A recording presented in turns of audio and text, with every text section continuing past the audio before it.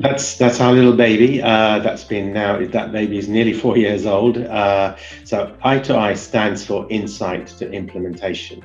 And so I think I said it earlier, I started working in practice 25 years ago. Then as a result of that, got involved in what were then primary care trusts in the NHS, in medicines management teams, because that's where kind of the action was at the time.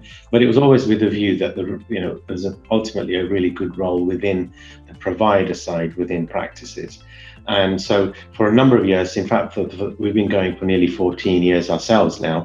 And I would say the first kind of most of that time, we've been putting pharmacists into practices.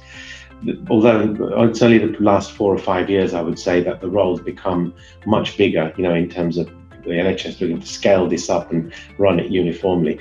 By that time, we'd built up a lot of experience, expertise about how to do this role.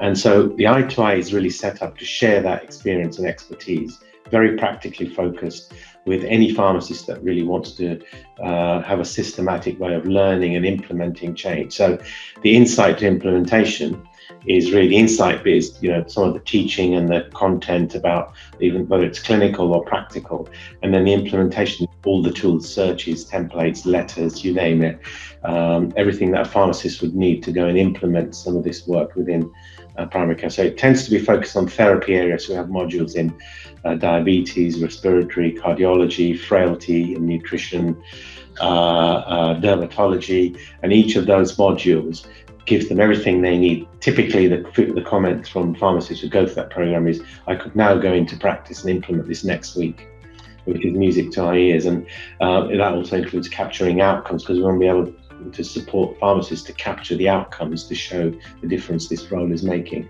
So essentially, the I2i program is a blend, and actually with COVID, it's become more online. It was always online resources, but we used to run, and hopefully we will still run when the climate allows, face-to-face meetings. It's nice to see real people as well.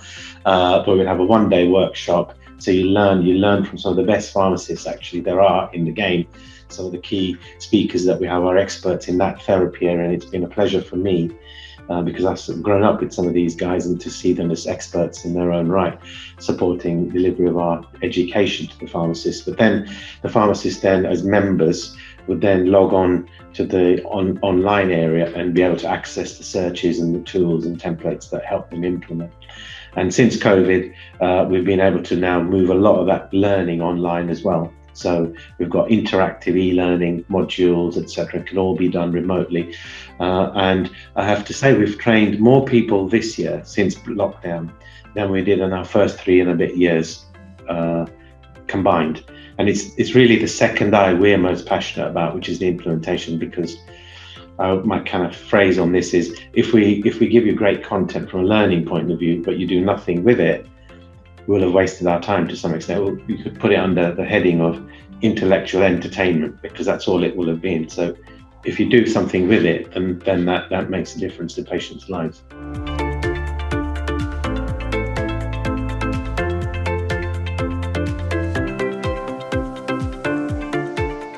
Kind of the history of this is that for quite some time in the early days, we would employ pharmacists and provide the services, and we can still do that.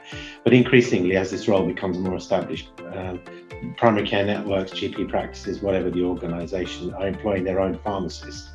And what we're trying to do is kind of support those organisations to embed that role fully in the same way with the I2i, but not just limiting to specific therapy areas, but to the whole role, looking at their competency frameworks, mapping what their competencies are, helping them to develop their learning plan, working with the practice and the PCN to have a delivery plan about in a staged way, that if a pharmacist starts now, well, they might be able to do repeat prescribing in diabetes because that's what they qualify as a prescriber, but the practice needs them to do asthma and dermatology, and how do you bring all of that in gradually? So it's a complete package really aimed at the PCN primarily, but also practices, CCGs, federations. We have different kind of operations in different ways around the country where they buy that support from us. It's largely, again, online tools and processes, and we also can provide the senior pharmacist support to that team. So it kind of puts that resource on rails, if it's the way to see it, that it kind of gets a clear plan for what that PCN is going to get. Because without it, what we're seeing, often a year, sometimes more, where this kind of merry-go-round happens, where the pharmacist is employed by the practice and the GP will say to the pharmacist, what can you do? And the pharmacist will say, I don't know, what do you want me to do? And that discussion is still going around. I'm kind of paraphrasing a little bit, but only a little bit.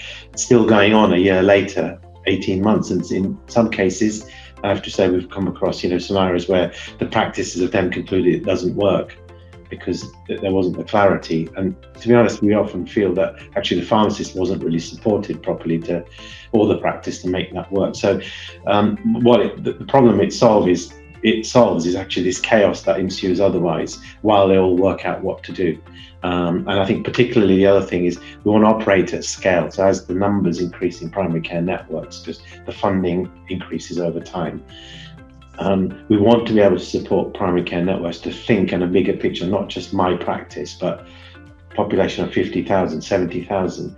That pharmacist resource needs to look different as we get more pharmacists in there. How do we get the 6 or 7 pharmacists to work in unison? So the SMART stands for setup and mobilization. So that's all the planning we do at the beginning. Accelerate is the A in SMART. So that is basically all the tools and processes means that they get to delivering and demonstrating outcomes. So everything's captured online in terms of the outcomes and the benefits.